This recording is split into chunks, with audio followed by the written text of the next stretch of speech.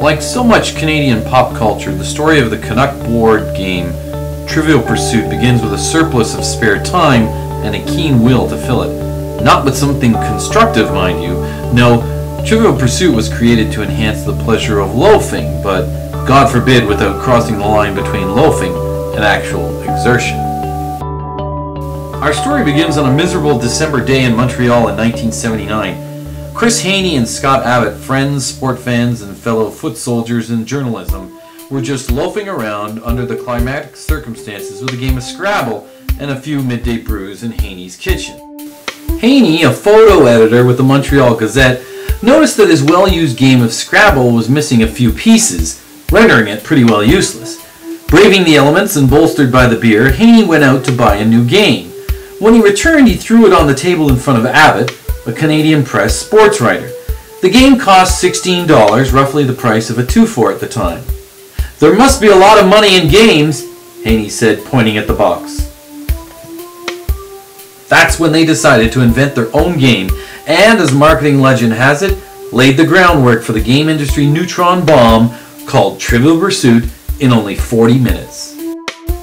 Haney and Abbott had a keen, overdeveloped interest in facts for facts' sake. Not the kind of stuff that enriches one's experience on Earth, but the kind that enhances one's time spent loafing. Sports scores, pop charts, primetime TV schedules, news factoids, stuff like that. How about a game that simply formalized what so many people they knew liked to do anyway? That being to kill some of that loaf time by testing each other's knowledge of utterly useless information. That's how Trivial Pursuit started. The rest of the story became the stuff of up-from-nowhere entrepreneurial lore. How Haney and Abbott recruited 2 former hockey players to help invest in their idea. How Haney and Abbott used their press credentials to crash toy industry conventions and grill experts on strategy. How the first edition's 6,000 questions were dreamed up during a sun-soaked retreat to Spain.